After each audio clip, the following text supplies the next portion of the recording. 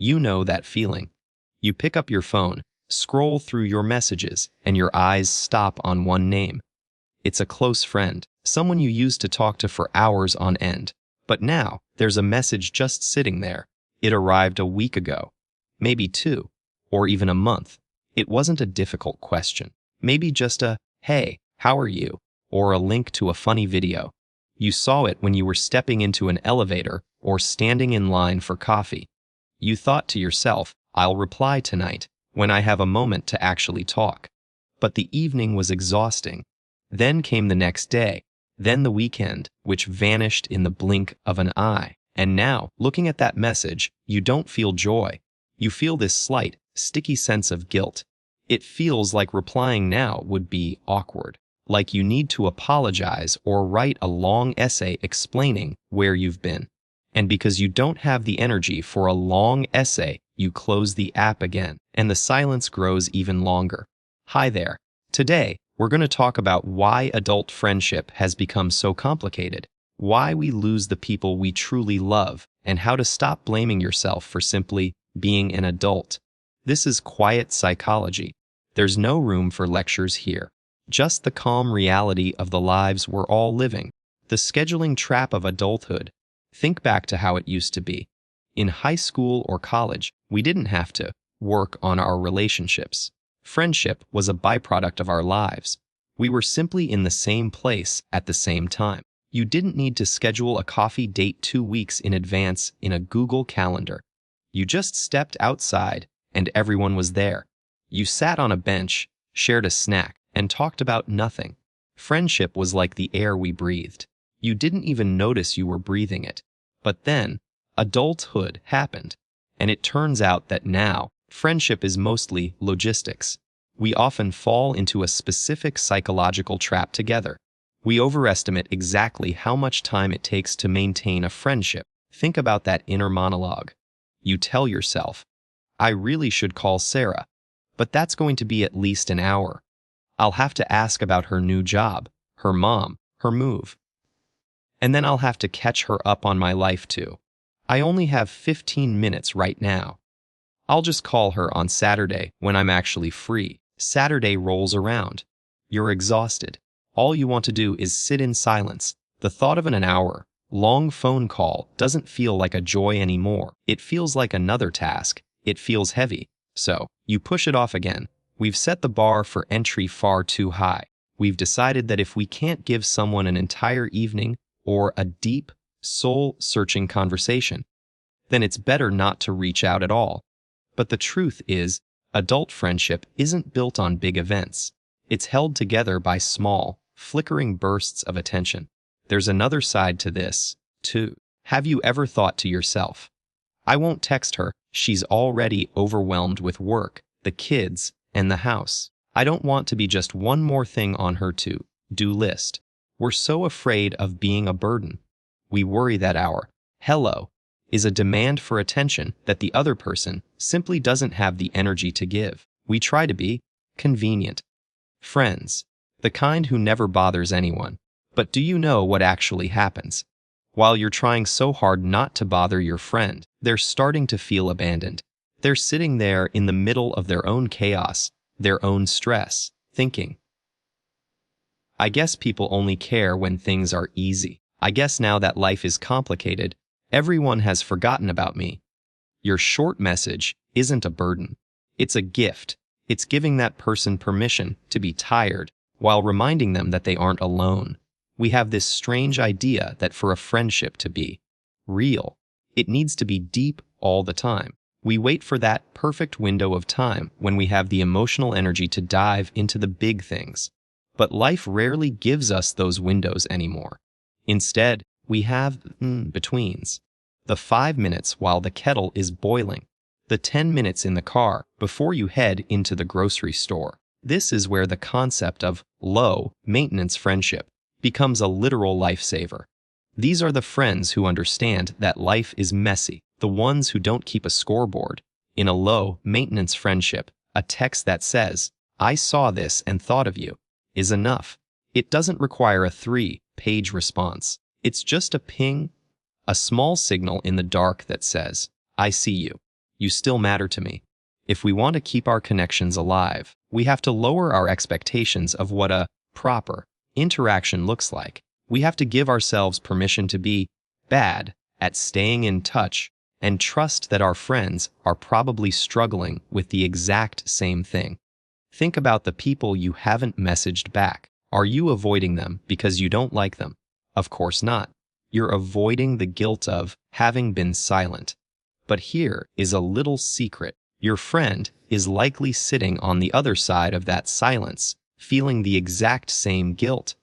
They might be thinking they bored you, or that you've outgrown them. The silence isn't a wall, it's just a fog, and all it takes to clear that fog is one small, imperfect step. Have you ever had one of those nights where you're just scrolling through your social media feed? You see a photo, a group of 6 or 7 people laughing around a table at a cafe. They look so light, so easy, so successful at friendship. And in that moment, you might feel like there's something wrong with you. You look at your silent phone, you look at your comfortable, worn-out sweatpants, and you wonder, where did I go wrong? Why do they have a crew, while I only have a couple of contacts I text once a month?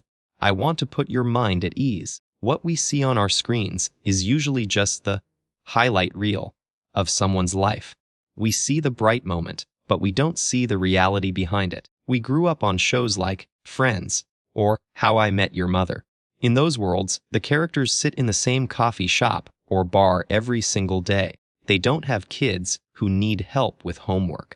They aren't dealing with the kind of burnout that makes you want to stare at a wall for 3 hours. They don't have to spend 2 hours commuting across the city. Those shows taught us that adult friendship is supposed to be a big, loud group. But in the real world, after 30, that is a luxury very few can afford. And honestly, it isn't even what we truly need. Having just one person you can be your true self with, someone you don't have to perform for, that is a victory. Growing up is a process of narrowing. We narrow our interests to become professionals. We narrow our choices to build a family. And we narrow our circle of friends. This isn't a loss. It's a filter. You don't need 6 friends for cocktail parties. You need someone you can text and say, "Look, I'm completely drained today. I just wanted you to know I'm thinking about you." And you need someone who will reply, "I get it, me too. Let's just be quiet together." That is true adult intimacy. It's not about the big celebrations. It's about having the right to be tired and still be loved. But there is something else. Something we rarely ever say out loud. Sometimes that silence in your inbox isn't just about being exhausted. Sometimes it's because you feel like you don't have anything left to be quiet about together anymore. It's hard to admit. We've been conditioned to believe that friendship is supposed to be forever. We think that if you were close for 10 years, you're obligated to be close for the next 40. And when that spark starts to fade, we look for someone to blame. We tell ourselves, he's become too boring. Or, all she talks about is her kids now. Or maybe, I've just become a stranger to them. In quiet psychology, we have a very important concept for this, the seasonality of relationships. Some people enter our lives for a specific season. The season of being a student. The season of that first high-pressure job. The season of being a new parent. You needed them, and they needed you. You held on to each other to navigate a specific chapter of life. But then, that chapter ended, and it's perfectly natural for the common ground to shrink. We often try to resuscitate these friendships by force. We send messages that get one-word replies. We go to dinners where we spend the whole night talking about the past, because there is nothing left to share about the present. And after a night like that, you end up feeling even more lonely than you did before you went. I want you to hear this clearly. Letting people go is not a betrayal. It is a form of emotional hygiene. You don't have to have a big fight. You don't need to make a scene or air your grievances. You can simply acknowledge, with gratitude, "We were wonderful for that time. Thank you for being there. But our paths have grown apart now." This realization clears space for the people who resonate with who you are today. Adult friendship isn't about holding hands until old age no matter what. It's about valuing the time you did have and having the courage not to turn a beautiful memory into a heavy obligation. You aren't responsible for saving every fraying thread. Sometimes it's enough to just smile when you think of someone warm and let them stay in the past where you were both happy.